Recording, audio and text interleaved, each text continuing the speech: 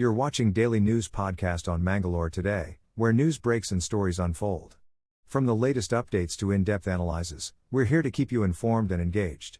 Let's get started. In Mangaluru, the mobile jammer at the district jail, damaged during a scuffle amongst inmates, has finally been fixed after a month.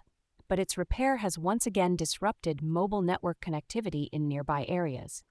The jammer, originally damaged on May 20th, resulted in a temporary relief for locals with uninterrupted mobile network access. During a recent visit, Home Minister Dr. G. Parameshwara expressed concern over the security lapses and instructed officials to fix the jammer without causing inconvenience to the public.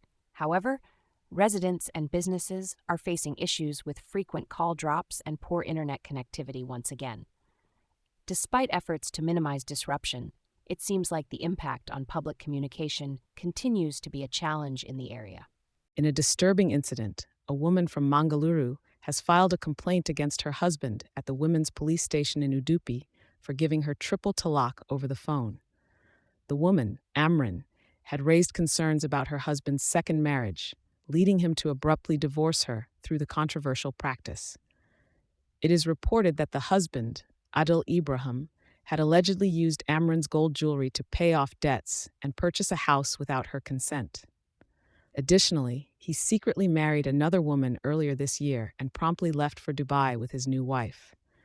This shocking case sheds light on the complexities surrounding issues of marriage and divorce, highlighting the need for greater awareness and legal protection for individuals, especially women, in such situations.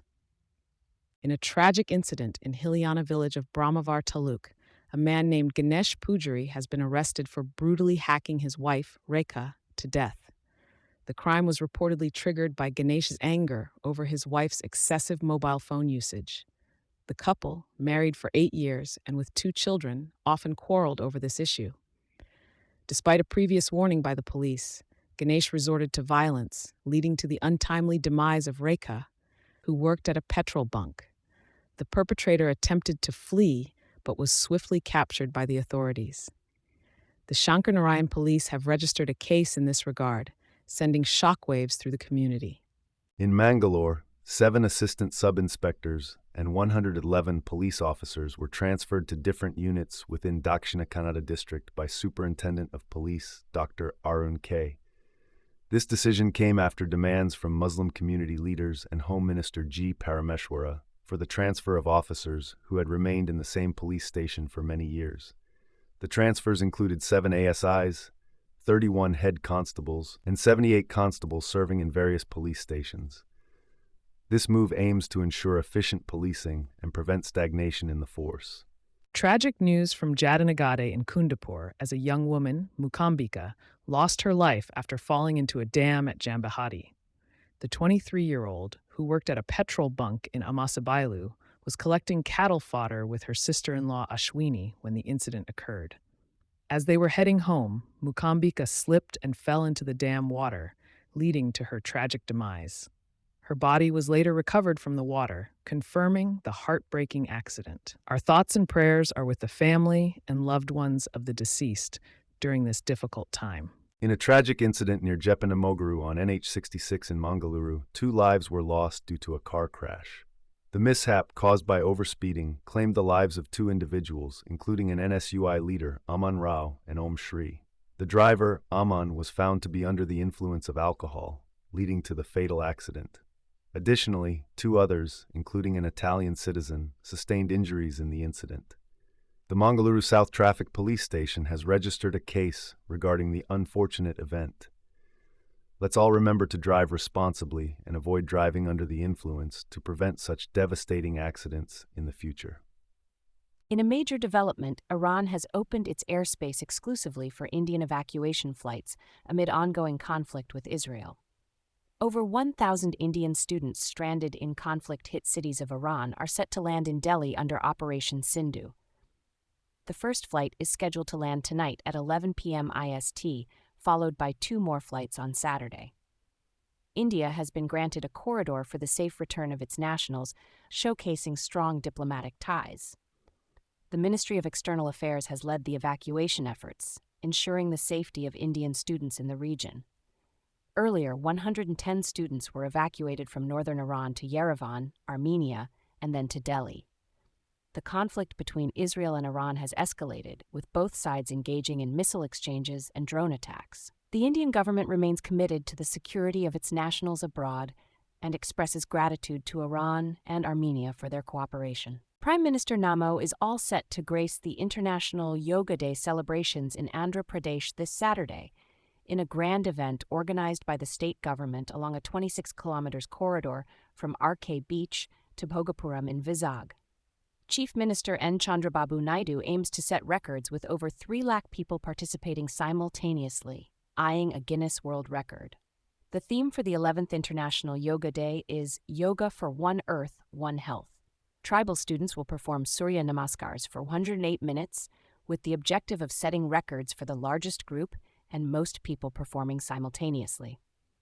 The state is gearing up with over 1.3 lakh locations, 3.32 lakh t-shirts, and 5 lakh yoga mats for the mega event.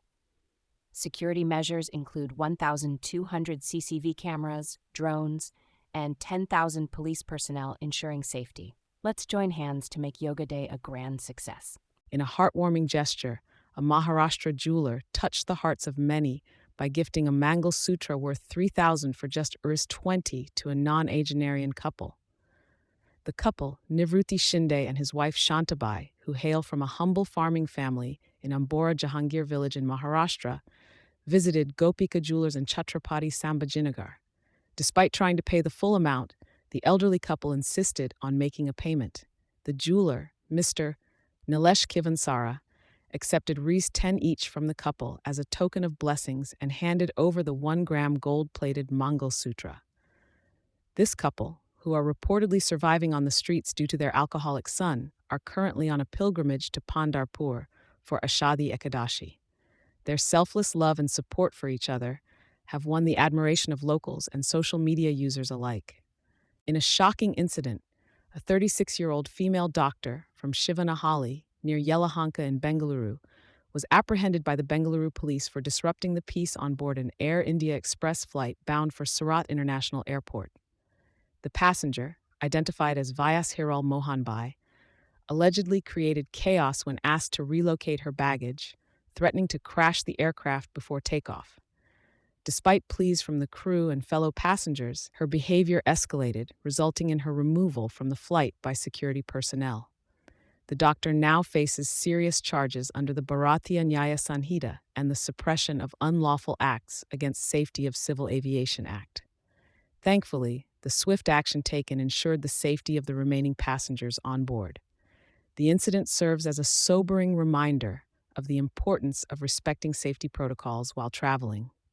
In a significant development, the 18-member high-powered committee on the Maharashtra-Karnataka boundary dispute has been reconstituted, now including former Maharashtra Chief Ministers Sharad Pawar, Prithviraj Chavan, and Narayan Rain. The committee will be led by Maharashtra Chief Minister Devendra Fadnavis and also includes Deputy Chief Ministers Eknath Shinde and Ajit Pawar. The committee members consist of various ministers and MLAs, along with the leaders of the opposition in the State Assembly and Council. This committee aims to address the contentious issue of border demarcation between Maharashtra and Karnataka, specifically concerning the inclusion of 814 villages and several key areas into Maharashtra based on linguistic and cultural affiliations. Stay tuned for updates on this crucial issue that impacts the relations between the two states. Mangalore today brings you a heart-wrenching story of courage and sacrifice from Kangpokpi town. In a poignant homecoming, the body of 26-year-old Lamnuntham Singson, affectionately called Neonu, arrived in Kangpokpi after losing her life in the tragic Air India crash. The town came together in a silent tribute, forming a human chain and candlelight vigil along National Highway 2. As her grieving mother sat beside her, the entire town mourned for their brave daughter. Today, Kangpokpi prepares to bid a final farewell as her funeral service takes place. Neonu, a dedicated Air India cabin crew member, stepped in for a colleague and fatefully boarded the ill-fated flight. Her selfless act and unwavering commitment to duty will always be remembered. Despite facing hardships, she was the sole provider for her family. The community stands united in grief, cherishing the memory of a daughter who will forever hold a special place in their hearts. In a remarkable story of dedication and balance, Kannur native Govind Krishnan M., a bright youth trained in Gurukula, is set to become a scientist at the prestigious Vikram Sarabhai Space Center, VSSC. Despite being well-versed in Vedic studies, Govind chose a path less traveled by opting for a career in science. His unique journey began with leaving traditional schooling to undergo 4 years of rigorous Gurukula education at Brahmaswam Madam in Thrissur.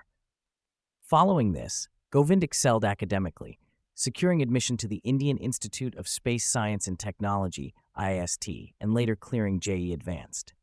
With a strong foundation in Vedic learning and dedication to spiritual practices, Govind credits his success to the balance and discipline instilled in him. His story serves as an inspiration, dispelling stereotypes that Vedic education limits career opportunities. As he prepares to embark on his new role at ISRO, Govind remains committed to continuing his spiritual practices alongside his professional life. His journey exemplifies how blending tradition with modern education can lead to extraordinary achievements. In Mangalore, Air Karnataka has announced a reduction in international flights on various routes, following the fatal plane crash incident in Ahmedabad. The airline will be cutting services on 16 international routes and suspending flights on 3 overseas destinations between June 21st and July 15. The affected routes include Mangalore-Nairobi, Mangalore-London, Gatwick, and Mangalore-Goa, Mope-London, Gatwick. The decision comes as the airline aims to restore schedule stability and minimize inconvenience to passengers. Additionally, flights connecting Mangalore to North America, Europe, Australia, and the Far East will also see reduced frequencies. Air Karnataka assures affected passengers of reaccommodation on alternative flights, complimentary rescheduling, or full refunds. The airline apologizes for any travel disruptions and assures proactive measures to handle unexpected issues during this period of reduced services. Thank you for joining us on today's journey through the news. For more in-depth stories and updates, don't forget to visit mangaloretoday.com. And if you value staying informed, please subscribe to our channel for timely updates. Good night, and take care.